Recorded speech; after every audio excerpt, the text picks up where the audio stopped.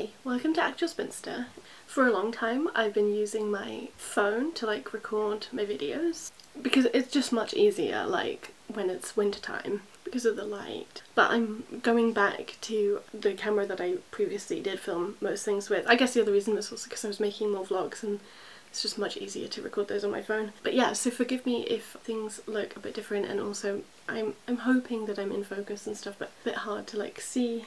But yeah, today I'm going to do the tag judging books by their covers, although I don't actually have answers for like everything, so it's more just like I'm going to talk about like books I think are beautiful in various different ways. I think this tag was like resurrected by Alison Pages, and I first saw it on Bibliosophie's channel. So yeah, there are prompts, but I'm going to start off with ones that don't really fit the prompts. This category of book cover is like books with people on, or like, you know, figures in some capacity. Oh, and before I get into it, I did actually want to say that a lot of these books I haven't read because I didn't want to like take out all of the books that I've read that I basically, because I don't have enough space, I keep a bunch of the books I've read in boxes and stuff, so like yeah, I just basically chose from the ones that are like nearby.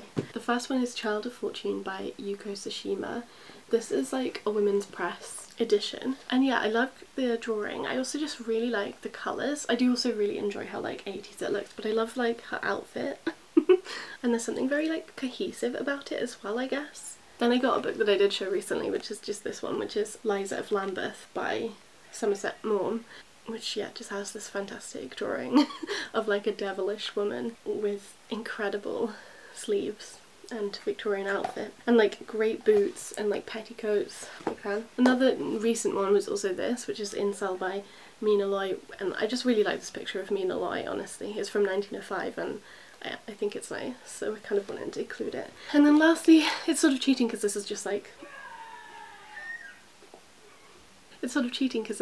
a work of art that I really like, but this is The Fury Archives, Female Citizenship, Human Rights and the International Avant-Gardes by Juno Jill Richards.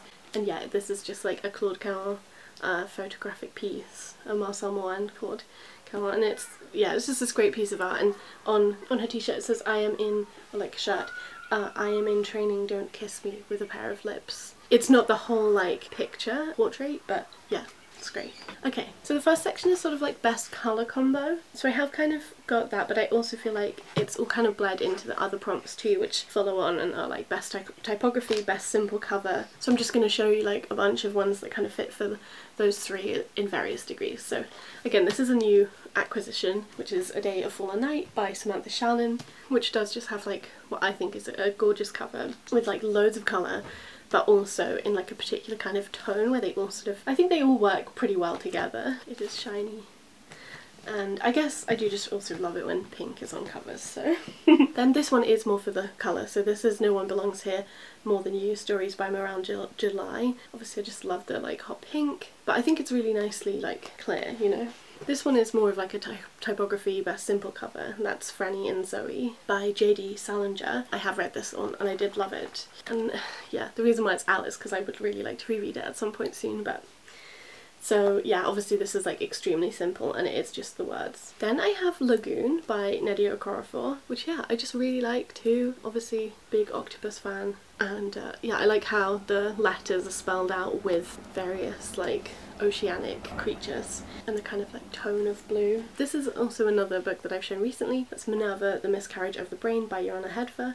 Yeah, this one is also kind of simple, like there is just this like drawing here of a ring and then somebody riding the ring, or like a snake ring, sorry, an Ouroboros.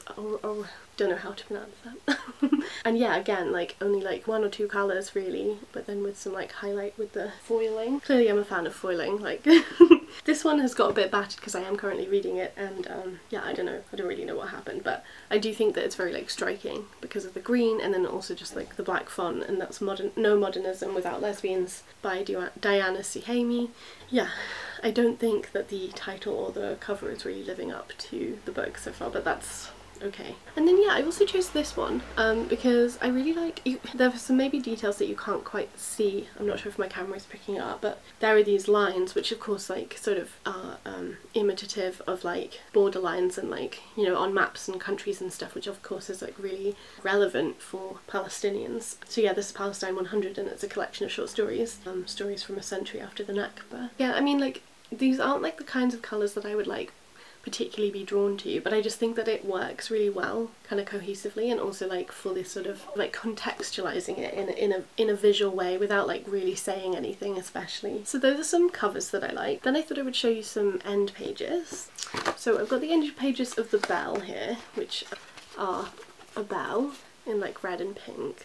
Does also look pretty Yonic, but that's fine. But yeah, I really like these. I think it's nice. I obviously, again, like it's pink, it's red, I'm obviously gonna like it. This whole book is obviously pretty like nicely designed. And then of course like classic Persephone books, which are published just in these like grey outside editions, but then although they do actually have like a special series of the most like popular ones which have drawings, which have paintings on the outside, but they also all do have end pages which are from fabrics or designs from the sort of time period that the books are from. So for this one, the end pages, which is Catherine Mansfield Journal, which was published in 1927 but goes before that obviously. It's from Amenophis III by Roger Fryer, printed linen designed by the Omega Workshop. It's in 1913. And then this one, which is Mania by Anna Gmeiner, I'm not sure. I think she was the mother of Ava Ibbotson.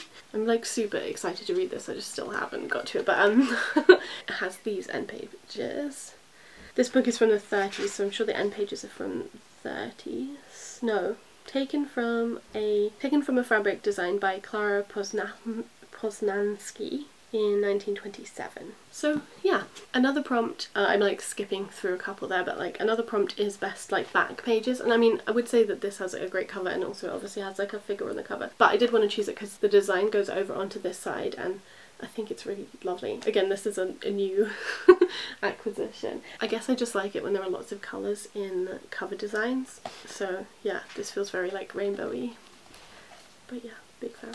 There's also a prompt for best chapter headers, which I couldn't really give you an answer for, especially because I am obviously relying on like mostly books that I haven't read to do this.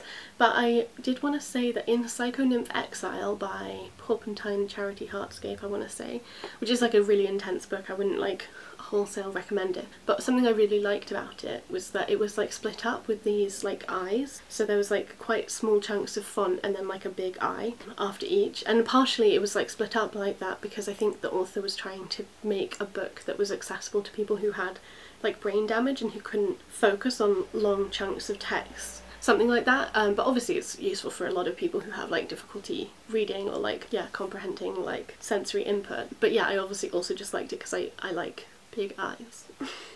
Yeah, and then we have best spines. So I picked these two, although this again could like, basically all of these could be chosen for the other prompts because I love the cover of this. I think it's extremely beautiful.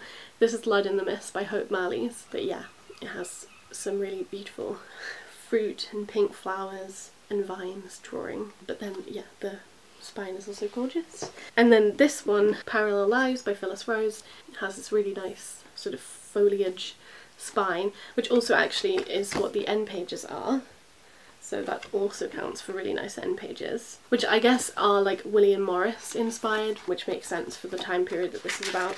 And yeah, it does also have like a striking typographic cover, you know, which again is also using a very particular set of colours. So yeah, basically if a book has a green or pink cover, or like some kind of green or pink on its cover, it seems like I might like it.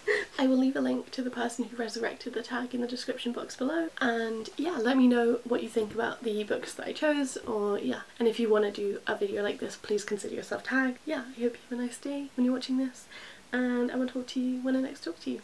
And I'll leave, did I say this? I'll leave links to everything, like, yeah, I think I did say this. Okay. Bye.